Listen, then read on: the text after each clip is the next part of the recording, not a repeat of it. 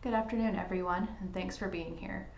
My name is Megan Sharkorodsky, and I'm serving as the director of the Kentucky Climate Center and Kentucky Mesonet at Western Kentucky University. Presenting with me is Charlie O'Connell, who is a Kentucky Mesonet Systems meteorologist and is serving as the project manager for the micronet that we are presenting on today.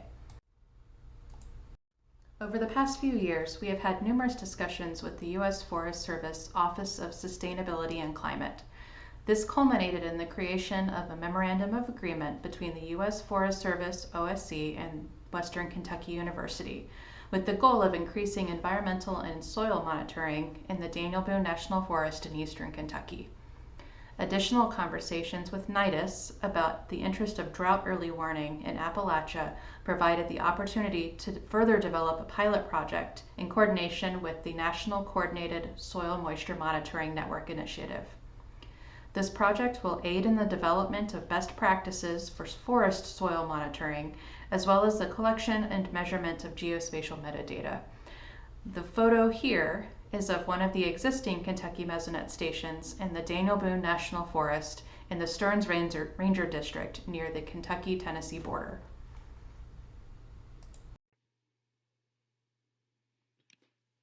The Daniel Boone National Forest Soil Moisture Micronet will be a spatially dense network of soil moisture monitoring stations, with the aim to understand the sensitivity of different drivers of drought as well as drought impacts, as well to understand the response to a changing climate.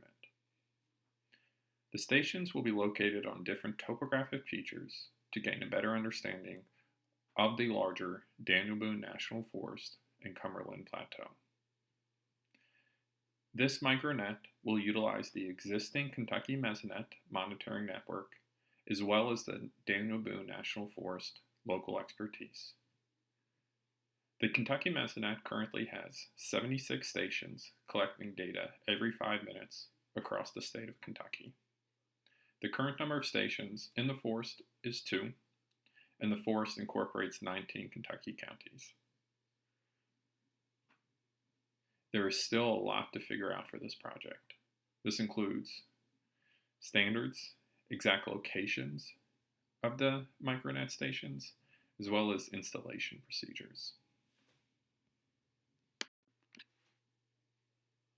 2 locations have been chosen for scientific and logistical reasons. One location will be in the Cumberland Ranger District to the north, with the second being in the Redbird Ranger District to the east. One of these locations will be co-located with a Kentucky Mesonet station. This station will be located at the Frenchburg Job Corps Civilian Conservation Center.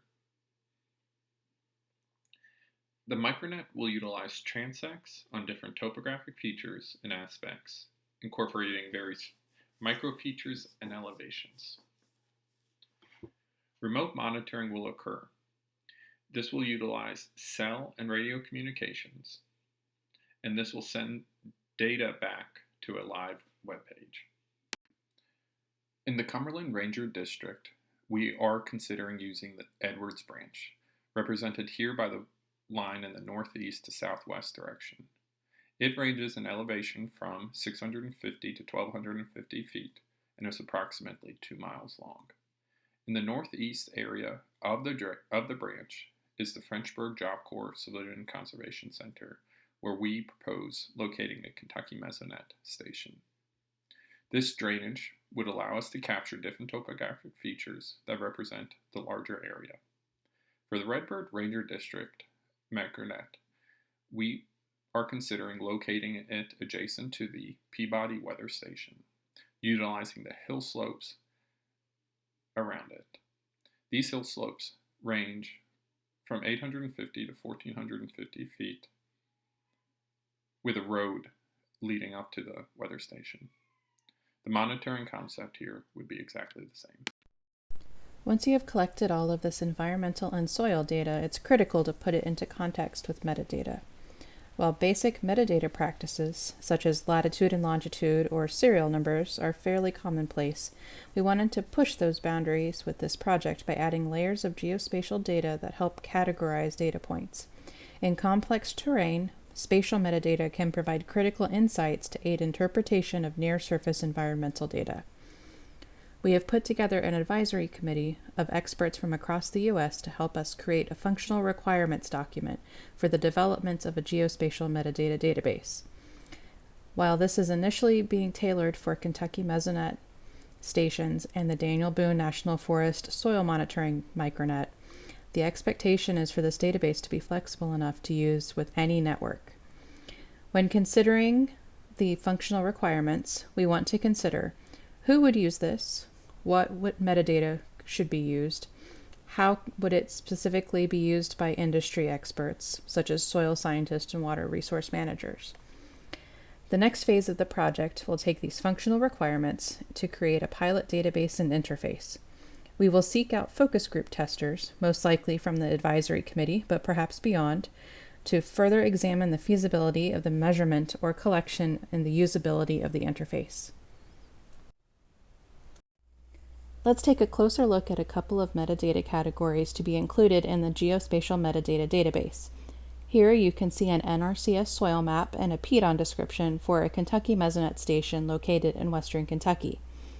These detail some of the characteristics of the soil near the station, as well as the profile at the station where the soil probes are located.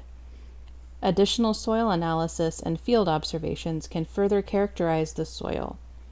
Derived values such as field capacity and wilting point can be determined from existing soil profile data, but can also be measured. The Kentucky Mesonet has introduced a suite of spatial metadata products as an aid to professionals for interpreting micrometeorological influences on observations from our stations. This suite is produced from digital elevation models utilizing 1/3 arcsecond data and land cover classifications derived from Landsat imagery and geospatial ancillary datasets. A customized application of a geographic information system creates the images and is further automated by a Python script written by a former undergraduate student who worked on our team.